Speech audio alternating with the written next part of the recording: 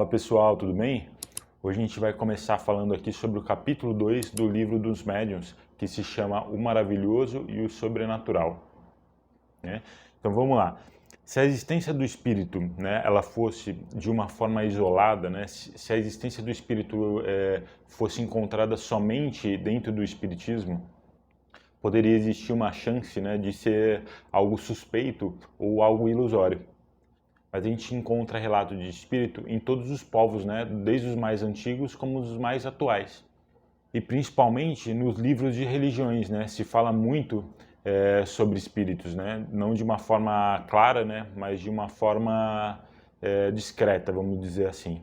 Mas será o que a gente se entende hoje sobre as leis naturais, né? É capaz, dá pra gente, né, o conhecimento sobre o poder de Deus, né? Então o espiritismo ele consegue nos dar essa resposta, né, que a filosofia até agora não conseguiu nos responder. Só que o espiritismo ele veio nos ensinar que o pensamento, né, é um dos atributos do espírito.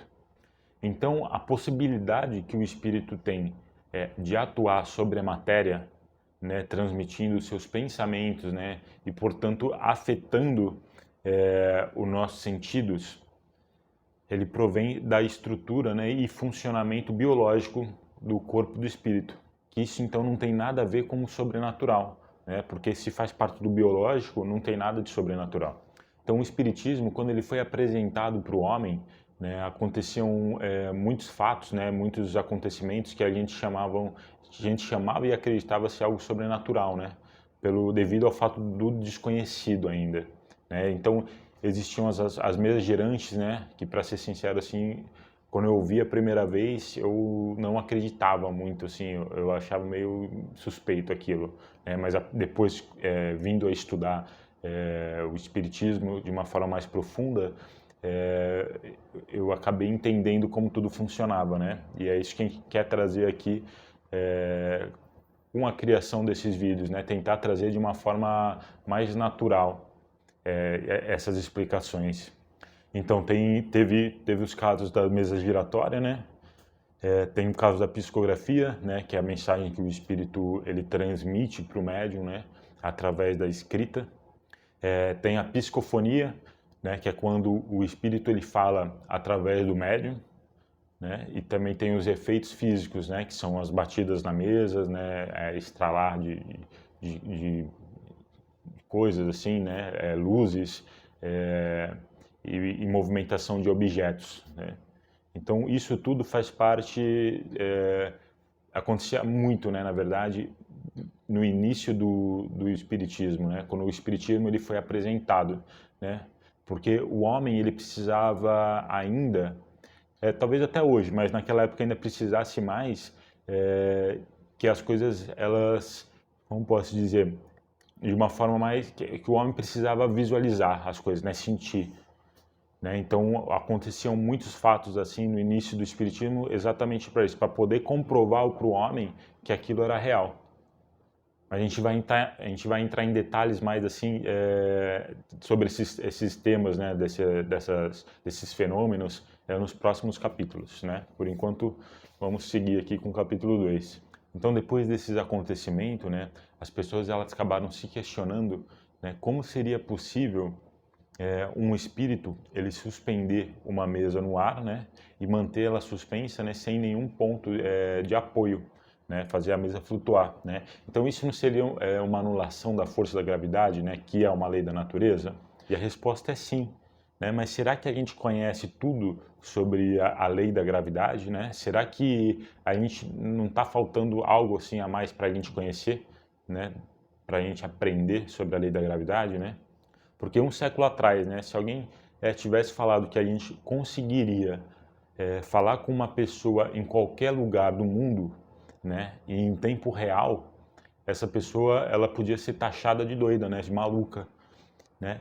E o balão também, o balão de ar, né? Como antes de ser criado o balão, a gente imaginaria que o hidrogênio, né, um gás, dentro de um balão, né, de um saco, ele fosse capaz de levantar vários homens, né?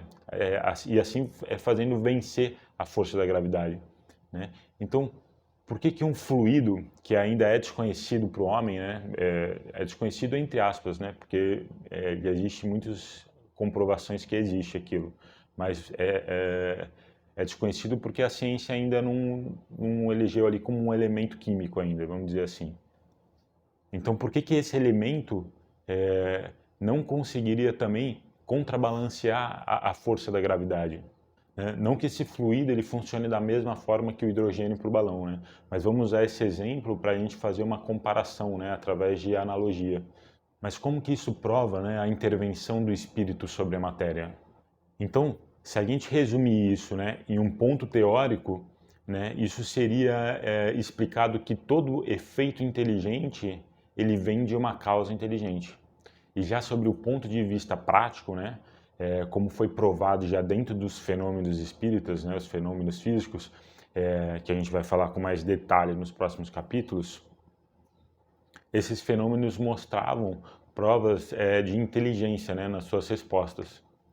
E os homens, né, daquela época, por não conseguir ver os seres que atuavam, né, então eles chegaram em uma conclusão que esses seres que atuavam se tratavam de seres invisíveis, né? E depois de várias observações, né, vários testes que eles fizeram na época, né, o homem conseguiu reconhecer esses seres invisíveis e deu o nome de espírito, né? Que são as almas das pessoas desencarnadas, né? Que já viveram na forma corporal e que a morte ela acabou abandonando essa forma grosseira que a gente conhece, deixando só o corpo etérico, né? Que é o seu estado natural, né? É o estado natural do espírito. E depois que a existência dos seres invisíveis, né, ela foi comprovada, né, acabou ficando muito mais fácil de acreditar que esses seres eles são capazes de influenciar sobre a matéria, né? E o que faz eles conseguirem atuar sobre a matéria é esse corpo fluídico, né, que reveste os espíritos. E essa ação ela acaba sendo inteligente, né? Porque quando a gente morre, a gente acaba perdendo somente o corpo físico e acaba conservando a nossa inteligência que a gente adquiriu na existência corpórea. Apesar da ciência, né, ainda não ter comprovado a existência do espírito, por a gente ainda não ter conhecimento da matéria, né, que os espíritos constituem, a ideia da existência do espírito, ela não é uma teoria inventada, né, para poder explicar os fatos, né, mas sim um resultado de uma observações, né, porque para o homem, né, tudo que ele não consegue ver, né, e que ele não consegue tocar, né, ele acaba taxando aquilo como inexistente, né, e nega, só que negar essa causa, né, é negar a alma, né, e os seus atributos. As pessoas, elas consideram a matéria, né, como sendo a potência da natureza, né? Tudo que não pode ser explicado pela lei da matéria acaba sendo tudo maravilhoso, né? E tudo sobrenatural. Só que o maravilhoso, nesse caso, ele acaba sendo interpretado, né, como se fosse uma superstição, né? Só que, se fosse assim, as religiões que ela tem a sua base, né, em princípio imaterial, né, que é Deus, também seria uma mera superstição, não é certo, não é verdade? Só que as pessoas, elas julgam o espiritismo, né, através dos contos de fadas, né, através dos filmes de ficções, né, mas isso seria a mesma coisa que a gente taxasse a história da humanidade através de livros de romance, né? Só que para a gente discutir sobre um tema, a gente precisa conhecer, né, se aprofundar sobre ele. Porque um crítico, ele só tem valor quando ele fala a respeito daquele tema com perfeito conhecimento, né? E só assim a opinião desse crítico ele acaba tendo valor, né? E mesmo que esse crítico, né, mesmo estando errado, essa opinião dele ainda pode ser levada em consideração porque ele pesquisou sobre aquele assunto, né? Então ele está expondo um pouco da opinião dele. Então já é mais válido, né? Você expor uma opinião com base de fatos do que do achismo. Só que muitos também consideram também, né, os fenômenos espíritas como sendo um milagre. Mas o verdadeiro significado da palavra milagre, né, que os antigos usavam, provém de uma coisa extraordinária, né? Uma coisa que é admirável, né? É uma coisa bonita de se ver. Esse era o verdadeiro significado da palavra milagre nos antigos, mas que com o passar do tempo, essas palavras elas acabaram sendo modificadas, né? A sua significação, né? Essa palavra ela acabou afastando do seu sentido original. Né? E hoje a palavra milagre, quando a gente escuta, né, quando a gente pronuncia ela, a gente acaba trazendo que provém de um ato de poder divino, né? Algo sobrenatural. E o objetivo do Espiritismo, né, é demonstrar que esses fenômenos espíritas, né, por mais que pareçam extraordinários, eles não têm nada de sobrenaturais. Então a gente vai ver nos próximos capítulos, né, que os fenômenos espíritas, né, eles vão ser explicados de uma forma mais racional, né, e fazer a gente perceber que eles não passam de leis naturais que ainda elas são desconhecidas para os homens. Antigamente, né, os médios eles eram vistos como feiticeiros, né, e naquela época os antigos pensavam que toda a ciência sobre-humana, né, ela vinha do diabo. Né? E com isso fazia que os médiuns eles eram acabando queimando vivo, né, nas fogueiras devido aos fatores mediúnicos que aquelas pessoas possuíam, né? Já no tempo que foi escrito, né, esses livros, os médiuns eles ainda eram mal vistos, né? Mas pelo menos nessa época eles já não eram mais queimados vivos, né, na fogueira, né? Eles só mandavam os médiuns para os hospícios, né? Que também é uma forma cruel, né, para a gente taxar o desconhecido, né? Porque os médiuns ainda eram desconhecidos, né? Aquele poder deles era um desconhecido, mas já não era uma forma tão cruel como antigamente, assim, como muito mais antigamente. Então, fazendo um breve resumo aqui, né, do que tudo que a gente falou nesse capítulo 2, todo fenômeno espírita, ele vem da existência da alma, né? E esses fenômenos, né, mesmo parecendo ser sobrenatural, eles são rígidos por leis naturais, né? E a gente não deve considerar esses fenômenos sobrenaturais, né, ou mágicos. Muitos eventos, né, eles são considerados sobrenaturais porque a causa ela ainda é desconhecida, né? Pelo menos para o homem, né?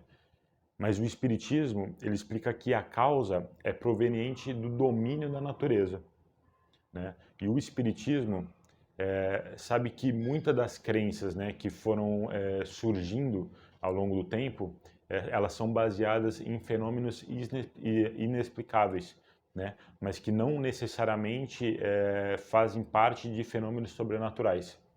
Só que o espiritismo ele tenta distinguir, né, esses fenômenos, né, do que possuem fatos científicos e morais, né, do que são realmente superstições, né? Embora tenha uma base de verdade, né, em muitas das histórias que foram contadas através dos tempos, o espiritismo ele não admite, né, com todas as histórias criadas pela imaginação, e tenta mostrar, né, o que é verdade do que é superstição. E toda crítica criada, né, com base nos fenômenos, né, ou dos fatos que o espiritismo ele não admite, ela acaba sendo demonstrada, né, através da ignorância sobre o assunto, né, e acaba desqualificando a opinião do crítico. Então a crítica, né, ela deve ser embasada em uma análise cuidadosa, sem deixar que a gente nos leve para o preconceito ou pelo desconhecimento sobre determinado assunto, né? Então o espiritismo, né, ele se baseia na observação dos fenômenos, né, e das suas explicações através das leis naturais, né? Além disso, ele enfatiza a importância da nossa evolução moral e espiritual. E na maioria dos casos, as pessoas elas acabam contestando, né, esses fenômenos espíritas, porque esses fenômenos eles parecem estar fora da lei natural das coisas, né? E acaba não encontrando uma explicação lógica, né? Uma resposta plausível, né, para esses fenômenos. Só que o espiritismo ele veio trazer de uma base racional, né, para essas questões, né? Para que essas dúvidas que foram surgindo, elas acabam desaparecendo. Beleza, pessoal? Esse foi o capítulo 2. Agradeço a presença de todos aqui que chegaram até o final. E aguardo vocês nos próximos vídeos aí. Beleza, pessoal? Um abraço para todos. Valeu!